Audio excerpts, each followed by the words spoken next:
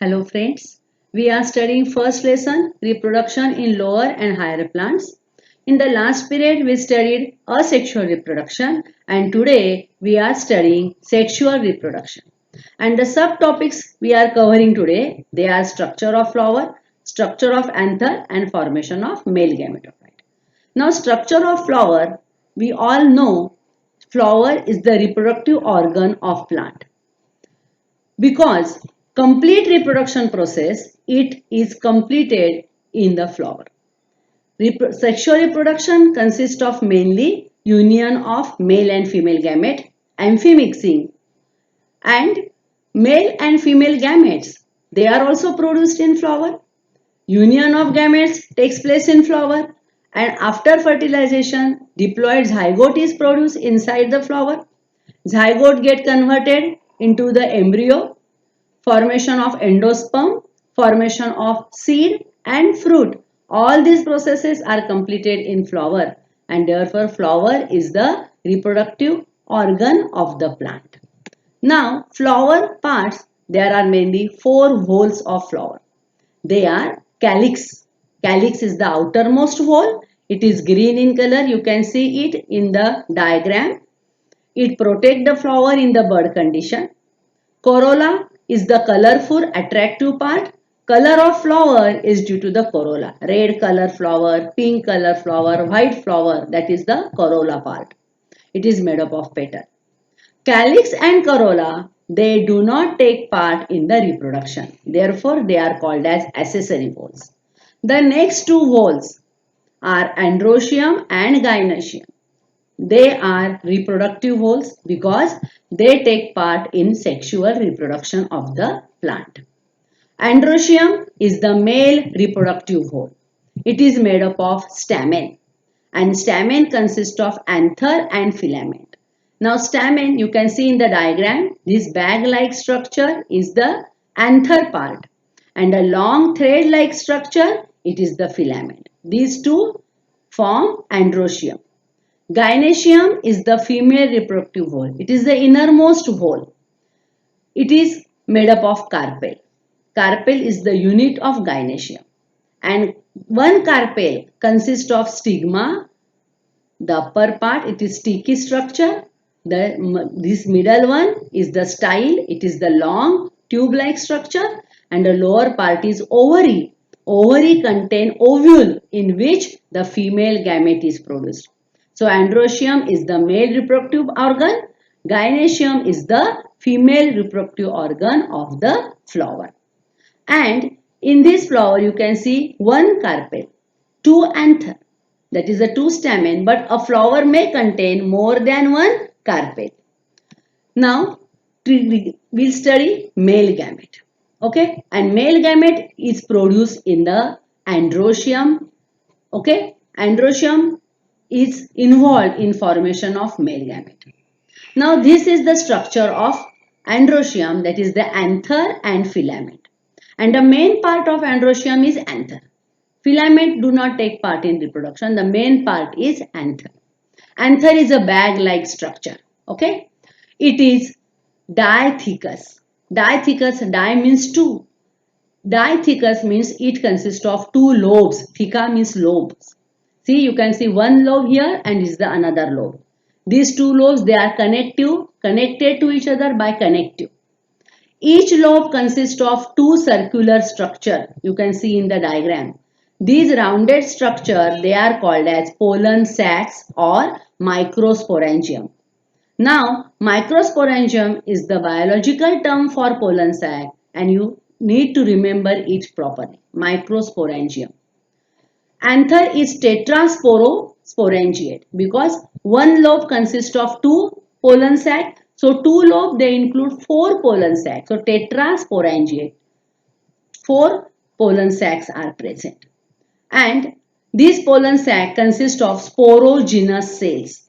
And outside the porogenous cell, there are parietal cells.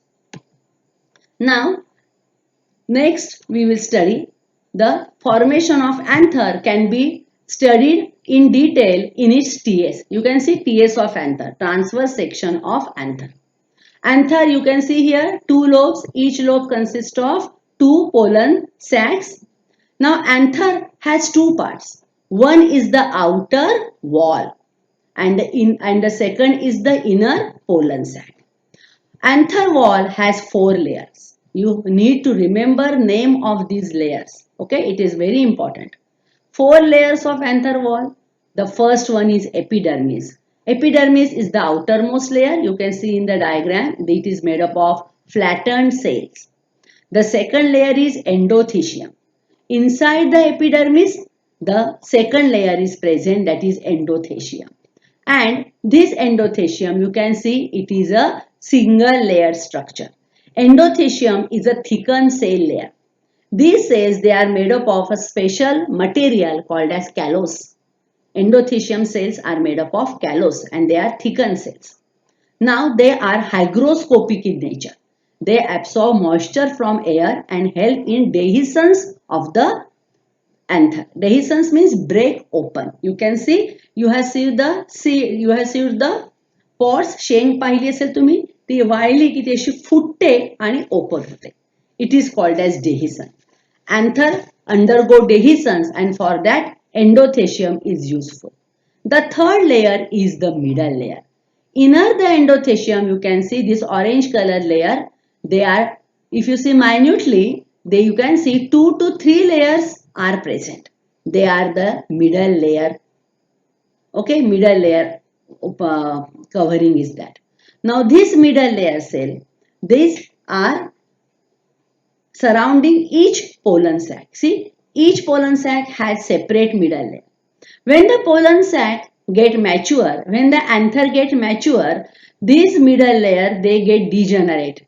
And these two pollen sac then they merge with each other, which you can see in this diagram. Two pollen sacs, you cannot see it separately, but a one large pollen chamber is present. And the fourth layer is tapetum. Tapetum is present at the innermost layer. Okay, this tapetum is the large cells. They have dense cytoplasm, large nucleus. You can see in this second diagram, these yellow cells you can see with distinct nucleus. They are tapetum cells. Then they are nutritive in nature. They provide nutrition to the inner cell and sporogenous tissue, and they also provide nutrition to the pollen grains which are produced in this sporogenous tissue. And another function of tapetum, that it forms sporopollenin material of the exine of the pollen grain. Pollen grain's outer structure, outer layer is exine, and tapetum play contribution to the formation of exine. So inside most you can see this is the outer four layers, and inside the orange color tissue they have given the name microspore mother cell. It is also called as, that is, sporogenous tissue. Mother cell, from that you can conclude that these are the cells which will produce something. They are the germinal epithelium cell and they will undergo meiosis, reduction cell division, to form haploid pollen grain. Now this is the structure of pollen grain.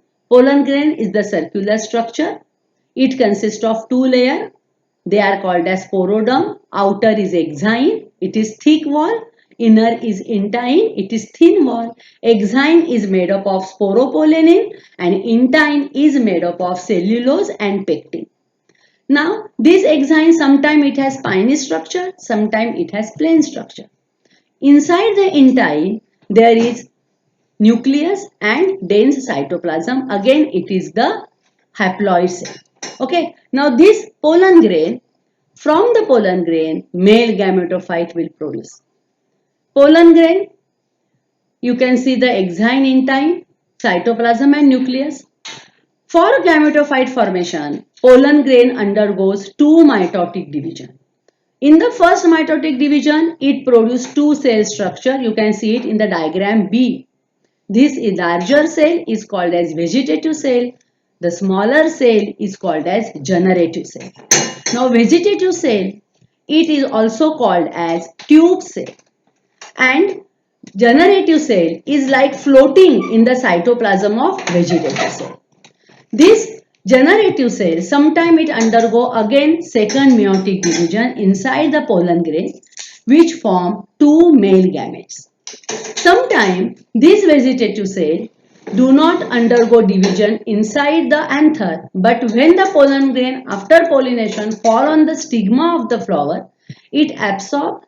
At that time, it undergoes the second meiotic division and two male gametes are produced from the generative cell. Now when the pollen grain get dehiscent from the anther, due to pollination, it fall on the stigma of the competent flower. When it fall on the stigma, it absorb the sugary fluid from the stigma. And when it absorb the fluid, it swell and it apply pressure. And due to that pressure, intine comes out through this germ pole. See, you can see here the germ pole. Germ pole are the point where exine is absent or thin. It is called a germ pole. Some pollen grain has one germ pole, some pollen grain has more germ pole. Mainly monocot has one germ pole and dicot flower pollen grains they have more than one germ pole. So germ pole is the place from where the pollen tube comes out. When the pollen tube comes out, in the pollen tube the vegetative nucleus enter. It is also called as tube nucleus. You can see it here. And two male gametes which are produced from the generative cell, they also enter in the pollen tube. So one pollen tube has one tube nucleus and two male gametes. Not one, there are two male gametes produced in the flowering plant angiosperm. That is the characteristic feature of angiosperm, that at a time two male gametes are produced. They are present in the pollen tube. Okay, and these male gametes, of course, they are haploid. So pollen grain, microspore is haploid. It undergoes two mitotic division, one vegetative cell and generative cell, both are haploid. Generative cell undergoes second mitotic division to produce two male gametes. Both male gametes are haploid. And this is the male gametophyte.